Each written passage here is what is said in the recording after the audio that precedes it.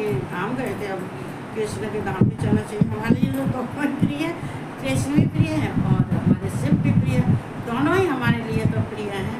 तो जो दोनों ही प्रिय हैं तो एक को छोड़े एक कथा कहें, एक को छोड़े ये नहीं चलता है, ये नहीं होगा, ये सब नहीं होने होगा। जो सब तो कहते हैं हमें समाज समझना चाहिए। तो चलो भगवान कृष्ण का आवाहन करते हैं, माँ राधा रानी का करते हैं। ओम कृष्णाय नमः, ओम वासुदेवाय नमः, ओम परमात्मने नमः, ओम राधा वल्लभाय नमः, ओम गोविंदाय नमो नमः, ओम क्लीं कृष्णाय नमः, ओम क्लीं कृष्णाय नमः, ओम क्लीं कृष्णाय नमः। कृष्ण भगवान राधा रानी को मैं बहुत प्रणाम करती हूँ और उनकी स्तुति वंदना करती हूँ, अर्जुन को बहुत प्यार करती हूँ और सब कुछ जितने हैं संसार में सब कुछ जय श्री कृष्ण और राधे राधे। चलते हैं भगवान कृष्ण। देखो अभी तो हमारे देखो ये दूसरा अध्याय चल रहा है, तो कल हमने नहीं सुना पाया, तो अभी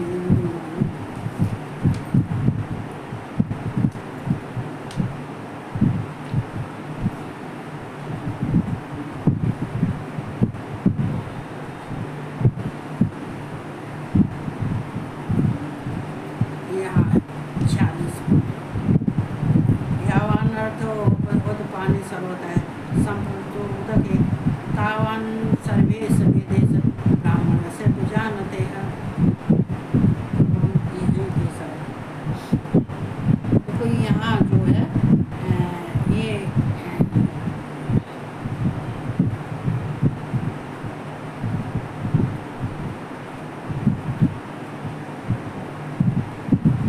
दो सब ओर से भरपूर जलाशय के प्राप्त हो जाने पर छोटे जलाशय में मनुष्य का जितना प्रयोजन करता है, ब्रह्म को तत्व से जानने वाले ब्राह्मण का समस्त वेदों में उतना ही प्रयोजन रह जाता है। तो वो यहाँ कृष्ण अर्जुन को समझा रहे हैं, इसका मतलब ये है कि अगर समुद्र में इतना अथाह जल होता है, जब समुद्र का जल कोई पा लेता है तो छोटे छोटे तालाब कुआं बावड़ी होते हैं, तो इनका फिर महत्व बहुत कम रह जाता है। क्योंकि ये जब इतना जलाशय समुद्र में इतना जल होता है कि उसमें जितनी नदियों का पानी होता है, एक गंगा जमुना जितने नदियों का जितना पानी होता है सब समुद्र में जाता है। और समुद्र में इतना जल होने के बाद में फिर छोटे छोटे तालाब कुआं की हमें कोई ज़रूरत नहीं पड़ती है। इसलिए तो ये भगवान ने अपने पर प्राप्त किया। जैसे कि ये भगवान कृष्ण कह रहे हैं, ये अर्जुन जैसे कि कोई वेद शास्त्रों से ये पूजा और पठन करता है, और ये जो उसके अंदर ये जो है आसक्ति उसमें बढ़ जाती है, उसके क्यों उसके भोगों की आसक्ति बढ़ जाती है। क्योंकि सकाम काम से ये वो काम करता है, ये जो वेदों से और वेद शास्त्रों से जो काम करता है वो सकाम भाव से काम करता है, और सकाम भाव से करने के बाद अपने भोग के और मोक्ष के लिए उसके अंदर आसक्ति और ममता ये सब होती है। जो कहते हैं उसके अंदर जब ये सब होता है तो होने के बाद में फिर उसको जो है कुछ नहीं मिलता है। और जो भगवान को प्राप्त करने के लिए, जो मुझे प्राप्त करने के लिए मेरे तत्व से जानता है, मेरा पूजन करता है, ये मुझे प्राप्त करने के लिए ये सत रज तम ये 3 गुण हैं, इन तीनों गुणों से ऊपर हो जाता है और तीनों गुणों को पार कर जाता है तो वो मुझे प्राप्त कर लेता है। फिर इन छोटे छोटे वेदों और मंत्रों से कुछ नहीं होता है। क्यों नहीं होता है कि उसको अंदर जितने उसके अंदर जो अहंकार है, ये अहंकार होता है, ये ममता होती है, आसक्ति होती है, काम होता है, ये काम भावना से होता है, ये फल की प्राप्ति के लिए होता है, भोग के लिए होता है। क्योंकि जो कर्म करता है वो करता है कि ये इससे मुझे ये फल मिलेगा, ये फल मिलेगा, ये चाहना, ये चाहत उसकी खत्म हो जाती है तो वो मुझको प्राप्त कर लेता है। तो इन छोटे छोटे ये वेद और शास्त्रों से अगर ये पूजा पाठन करता रहता है लेकिन पहुँचता फिर भी कहीं नहीं है, क्योंकि ये छोटे छोटों से ये सब यहीं तक रह जाता है। क्योंकि जब उसको भगवान की प्राप्ति हो जाती है तो उसको फिर ये समुद्र की भांति उसको, जैसे कि समुद्र में उसको जल इतना अथाह मिल जाता है, ऐसे ये भगवान को प्राप्त करने के बाद में उसको सब ये पुण्य कर्म मिल जाते हैं और मोक्ष भी मिल जाता है, उसके भगवान की भी प्राप्ति हो जाती है। तो यहाँ पर जल से भी उनका, तो फिर उसका ये कहते हैं ये नदियों से, बावरी और तालाब से उसका कोई प्रयोजन नहीं रह जाता है। और अगर मुझको कोई प्राप्त कर ले, जो मनुष्य, जो जीवात्मा संसार में रह के ये वेदों में ही उलझ के रह जाते हैं लेकिन मुझ तक नहीं पहुंच पाते हैं, अगर मुझसे पहुंचने के लिए उसे ये छोटे छोटों को छोड़ के और मुझे केवल मेरा ही ध्यान करना चाहिए, मेरे स्वरूप का ध्यान करना चाहिए और मेरा ही गुणगान करना चाहिए, तो ये वो सब करता है। तो करने के बाद में फिर छोटे छोटे ये काम करने की उसको कोई ज़रूरत नहीं है। तो यहाँ कह रहे ब्रह्म के तत्व से जानने वाले ब्राह्मण का समस्त वेदों में उतना ही प्रयोजन रह जाता है। फिर उतना ही प्रयोजन रह जाता है कि भाई चलो हमें अपने जीवन यापन के लिए या संसार के लिए हम जो वेदों का पठन पाठन करना चाहिए, लेकिन उनसे अगर उसको जो है ये सब करने के बाद में, धीरे धीरे करने के बाद में जब उसको भगवान के जान जाता है, तत्व से जान जाता है और भगवान के जान जाता है कि भगवान ये अविनाशी है, ऐश्वर्यवान है, ये गुणवान है, उनके अंदर ये सब देख लेता है, कृष्ण को देख लेता है, उसके बाद में फिर ये इसका फिर उतना प्रयोजन वेदों में उतना ही प्रयोजन नहीं रह जाता है। मतलब ये नहीं है। तो यहाँ पर भगवान ने जलाशय से, जल से किया, चूँकि जब छोटे से बड़े इतना सब चीज़, सब कुछ जो हमारे जो ज़रूरत की ज़्यादा है, जो हमारे मतलब की जो चीज़ है वो सब मिल जाती है, हमारी जब इच्छाएं पूरी हो जाती हैं, ऐसी चीज़ मिल जाती है, तो फिर हमें छोटे छोटे से प्रयोजन से हमें कौन क्या लाभ है, और ना ही हमें छोटे छोटे प्रयोजन पर ध्यान देना चाहिए। जो किसी को लक्ष्य पाने के लिए क्या करना चाहिए, वहीं अटक के नहीं रहना चाहिए। क्या हम क्या, हमें ये हम कर्म करेंगे तो हमें भोग मिलेगा, हमें मोक्ष मिलेगा, हमें ये कर्म फल की इच्छा नहीं होनी चाहिए। उसे तो केवल ये थोड़े भी सबर नहीं कर लेना चाहिए, उसके भगवान की प्राप्ति की तरह से ये समुद्र की तरह अथाह जल के समान ही उसको भगवान को पाने की चेष्टा होनी चाहिए, इच्छा होनी चाहिए, लगन होनी चाहिए। तो कर्मण्डे बाधिका रस्ते माँ फलेश कदाचन माँ कर्म फल हेतु भूर्माते संगो अस्तरम कर्मण। देखो कर्मण्डे, यहाँ कर्मण्डे का मतलब होता है कर्म। तो तेरा कर्म करने में ही अधिकार है। कर्मण्डे व अधिकार, अधिकारस्ते मतलब कर्मण्डे मतलब कर्म और अधिकारस्ते व अधिकारस्ते, कर्मेंद्र व अधिकारस्ते मतलब हमें कर्म में अधिकार होना चाहिए। ऐसे नहीं है कि हमें कर्म में अधिकार नहीं होना चाहिए। बहुत लोग क्या कहते हैं कि हम कर्म क्यों करें, लेकिन तुम्हारा अधिकार है, कर्म करने का तुम्हारा अधिकार है। तो को यहाँ कृष्ण कहते हैं कि ये 4 वर्ण आश्रम होते हैं। वर्ण आश्रम, स्वभाव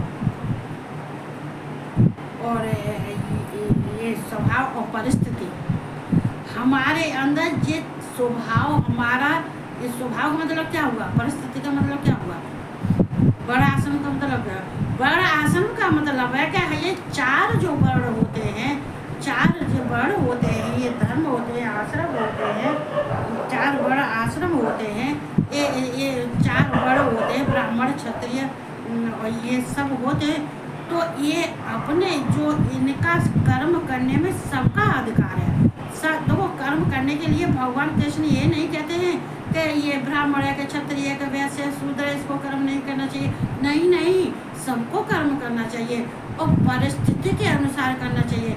और उनका कर्म करना, वर्ण आश्रम स्वभाव परिस्थिति, यह उनका स्वभाव हो जाता है। कर्म करना उनका स्वभाव हो जाता है और स्वभाव हमारे जैसी परिस्थिति हो और जैसा वर्ण हो, जैसा वर्ण आश्रम हो, उसी के अनुसार हमें ये ईमानदारी से अपने कर्मों को करते रहना चाहिए। चूँकि कर्म करने का मनुष्य को अधिकार है, और जो जिसको अधिकार, और अधिकार किसको नहीं है, अधिकार उसको नहीं है जिसको कर्मों में उसकी आसक्ति होती है, जिसको उसके कर्मों में ये उसको फल की आसक्ति होती है, कभी कहते ये मोह की आसक्ति होती है, ये कामना की आसक्ति होती है, और ये जब उसकी मोह और ममता और अहंकार और फल इनमें जब आसक्ति इनमें हो जाती है कि हम ये कर्म करेंगे, ये इसमें है माँ फलेश कदाचन, जब उसको फल की इच्छा हो जाती है क्या ये हम कर्म करेंगे तो ये हमें इससे ये फल मिलेगा, हमें मोक्ष मिलेगा, हमें धन मिलेगा, हमें संपत्ति मिलेगी, हमें जो है, जब उसको कहते हैं ये सकाम भाव से काम करता है, जो सकाम भाव में काम होता है उसकी मन, उस मनुष्य की मन और ये बुद्धि और इंद्रियां, मन बुद्धि और इंद्रियां इनके बस में नहीं होती है, इनके बस में नहीं होती है, ये इनके मन और शरीर, ये मन और बुद्धि और इंद्रियां का संबंध इनके शरीर से संबंध रहता है, लेकिन इनके अंदर इनके सब होने की वजह से ये क्या काम करते हैं, ये भोग और भोग भोगने के लिए, अपने सब कुछ ये पाने के लिए, ये सम्मान मान प्रतिष्ठा बढ़ाई, ये धन संपत्ति, ये सब पाने के लिए ये कर्म करते हैं, तो इनका कर्म करने का कोई अधिकार नहीं है, और ना ही कोई मान्य रखता है। कर्म करने का मान्य तो वो रखता है जिसको अधिकार, उस इनको ऐसे को कोई अधिकार नहीं है कर्म करने का, और कर्म तो क्यों कर्म करने का अधिकार है अर्जुन, कर्म करने का अधिकार तो उसको है जो है जिसकी ममता किसी में नहीं होती है, ना ही आसक्ति होती है, न काम का न कामना होती है किसी की, और ना ही फल की इच्छा होती है, क्योंकि जो कर्म वो करता है वो कर्म ये फलेश, जो कर्म करता है वो कर्म सब भगवान को समर्पित कर देता है, अपने पास कुछ नहीं रखता है। अच्छा, सब कहते हैं कि हमें काम नहीं करना चाहिए, काम को हम त्याग देना चाहिए, लेकिन कृष्ण कह रहे हैं काम को नहीं त्यागना चाहिए, जो काम को त्यागने वाला होता है तो उसको कोई अधिकार नहीं होता है, लेकिन काम को करने का अधिकार सबको होता है।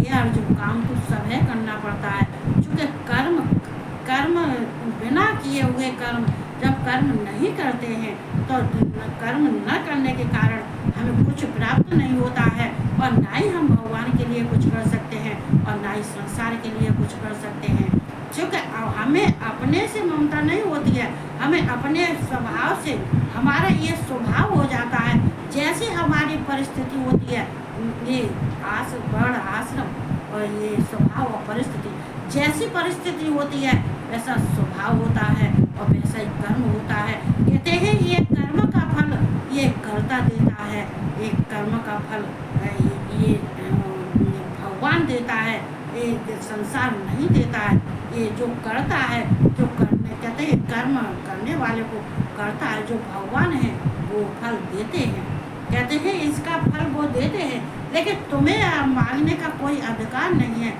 कि हम ये काम कर रहे हैं तो हमारा ये काम बनेगा, ये हम काम कर रहे हैं तो हमें वो काम बनेगा हमारा, हमें वो वस्तु मिलेगी, वो चीज़ मिलेगी, वो हमें फल मिलेगा। ऐसा अगर तुमने सोच लिया तो तुम्हारा कोई काम बनेगा और ना ही भगवान की प्राप्ति होगी और ना ही भगवान तक तुम पहुंच पाते हो, क्योंकि नहीं पहुंचा, चूँकि देने वाला कौन है, कृष्ण कहते हैं देने वाला मैं हूँ और देने वाला ईश्वर है, कोई और नहीं है। इसलिए काम का अभाव होना चाहिए, फल का अभाव होना चाहिए, काम करना चाहिए, काम को त्यागना नहीं चाहिए और न काम को छोड़ना चाहिए। माँ कर्म फल हेतु भूर्माते संगो अस्तरम कर्मण है, सांगो पांग, वो यहाँ सांगो पांग कहा है, सांगो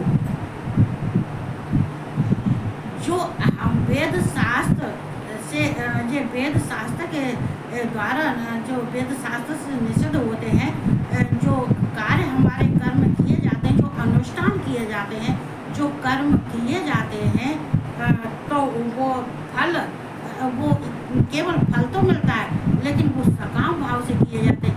ये सांगोपांग के हिसाब से किए जाते हैं। ये वेदों से, ये वेद मंत्र से ये अनुष्ठान किए जाते हैं।